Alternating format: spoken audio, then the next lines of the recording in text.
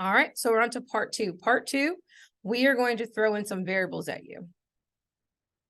So notice here that it says you cannot assume that the cube root, the nth root of a to the n is a. So for example, if I have the square root of the square root of -6 squared, it equals 36, which equals 6, not -6, okay? So we don't assume that. So if n is odd, so notice here, if n is odd, then it's okay to assume. Where we know that it's gonna, whatever a is, that's what a is, okay? If n is even, but our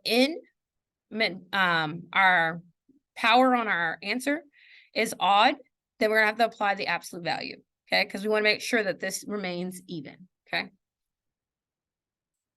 All right, so here we go. So we have the square root of x to the 7th. Now, when you have a variable, all it's saying is that you have that variable that many times. X times x times x times x times x times x, okay?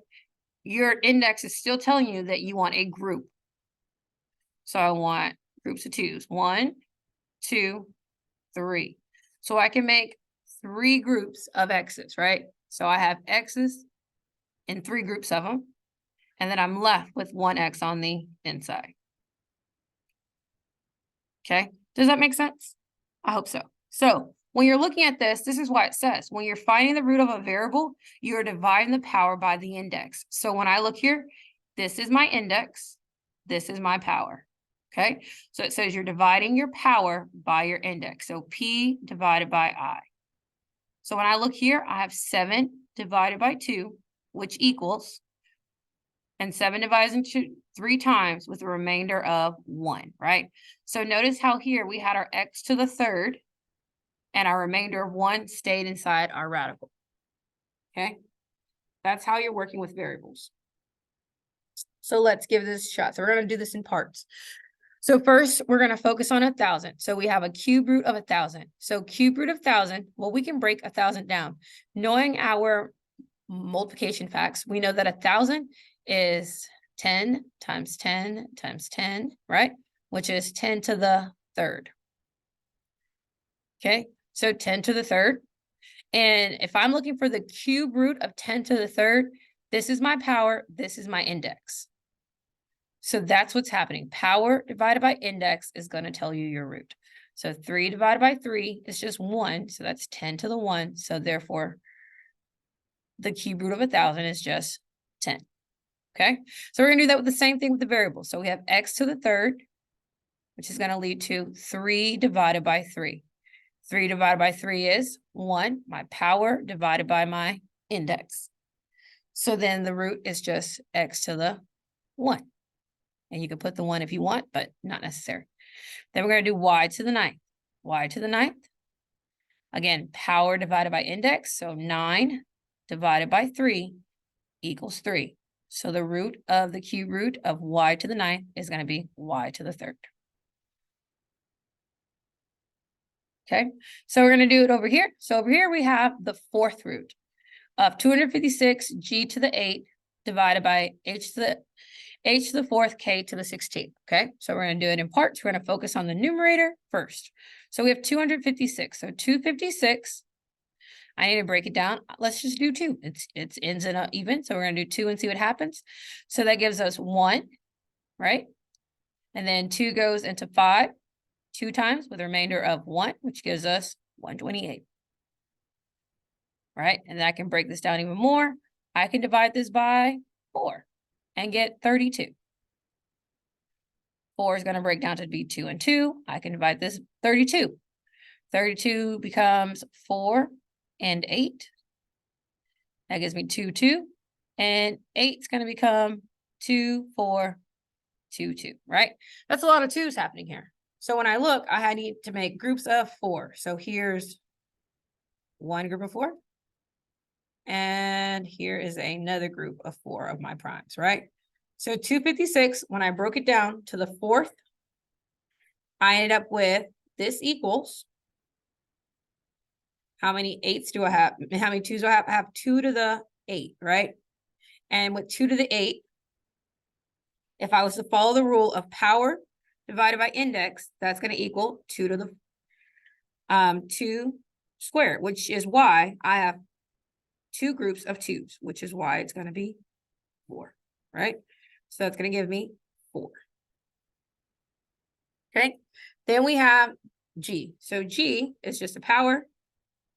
G to the 8, it's going to lead to 8 divided by 4. Power divided by index, which gives me 2. So the root is G squared. H to the 4, H to the 4 leads to 4 divided by 4, which equals 1. So that gives us just H. Then we have K to the 16, which leads us to 16 divided by 4, which equals 4. So K to the 4. Okay.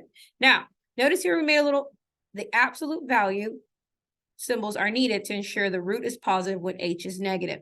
Okay. So what that means is that because of the power here on H is 1, an odd number, I want to ensure that this is going to stay positive, because if it's not positive, then what happens? This doesn't work, right? I can't take the 4th root. So I'm going to put absolute values around it, and then that's going to be my answer. Okay. All right. The more you do it, the less work you'll be showing. So keep that in mind as you're working. Here we have 1. It says the square root of 36x squared, right? So again, think about it in terms of numbers. It's the square root because it's 2. Well, we know the square root of 36. So if I'm looking at just the square root of 36, that's going to be 6, right? And then it says the square root of x squared. Well, the square root of x squared is going to be, that leads me to 2 divided by 2, which is going to be 1. So it's going to lead me to x to the 1. So the square root of 36x squared is 6 absolute value of x. Again, I'm using absolute value because I have an even index and I have an odd root power. So to ensure that this stays positive, I'm going to put the absolute value around it. Okay. In some books or some response answers, it may have the plus or minus for the 6. If not, it's okay, but just know that this is where we're at. Okay. We have the cube root of 216 y to the 3rd. So the cube root of 216 y to the 3rd. So the first thing I'm going to do is focus on the number 216. So with 216, we can break this down and we end up with 2. We've done this already, but just to do it again so you can see, we have 2 and 108.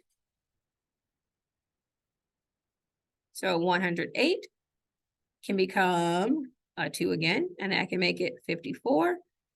54, I can do 2 again, and I can make it 27. 27 is 3 and 9. 9 is 3 and 3. Okay, so again, I have 2. I have 3. So for the cube root of 216, this leads me to having 2 times 3, which equals 6. So the cube root is going to be 6. For your variable, again, for your variable, that y to the 3rd, that means all you're doing is your power divided by your index equals 1. So that's just y to the 1. Okay. We have square. Again, if there's nothing there, then it's just a square root. And the square root of 1 is 1. The square root of 100 is 10. And x squared, we've already did it over here. And what ended up happening, we're going to apply the absolute value of x just to ensure that it stays positive. Okay. Again, on your assignment, it may have the plus or minus. If not, there's the plus or minus. It's okay. Okay. Let's look at the ones that you're going to be working on. So here are your practice problems. With the practice problems, I want you to pause and see what happens and how it goes for you. Remember, we're focusing on the power divided by the index, okay? Power divided by index, okay? PI, all right? All right, welcome back. Let's see how we did. So remember, when there is an index, the index is a 2, okay? So we have the square root of x to the 20. Again, power divided by index. Our index is 2. Index is 2. So we're looking at x 20 divided by 2 over y 8 divided by 2. So 20 divided by 2 is going to give us 10. 8 divided by 2 is going to give us 4. So we're left with this. And it doesn't require absolute value because the powers of the result are even. Okay. So looking at 2, a lot of y'all's instance may have been, oh no, I got to multiply all of that. No, you do not. Again, there is an index and they have powers, right? So all you're doing is power divided by index, power divided by index, okay? So we have x plus 3 to the third divided by our index. And then we have x minus 4 to the 6th divided by our index, which is going to equal 3 divided by 3 is 1, so just x plus 3. Here you have 6 divided by 3 is 2, so that's going to give us x minus 4 squared. If the answer is not in factored form, then yes, you would need to go ahead and multiply out. Okay? All right. Oh no, our index is 5 now. Well, guess what? That doesn't change anything. I'm still doing power divided by index. So for x to the 10, it's going to be 10 divided by 5. For y to the 15, it's going to be 15 divided by 5. For z to the 5, it's going to be 5 divided by 5. So therefore, my result is going to be x squared, y to the third, and z. And because z, this is odd, I don't have to put the absolute value, even though it's 1, because it's odd, and you can have a negative underneath the radical. All right, so then there we go. All right, so let's look at the ones that you're going to be working on. So here, numbers with numbers. Notice you have a number, a variable, and a binomial that you're factoring. But again, focusing on them piece by piece, okay? Same thing here, focusing on piece by piece. You want to have 2,401. Think about from your practice from part 2. Part 1, you can be able to break that down fairly quickly. And again, P, power divided by index, power divided by index, okay?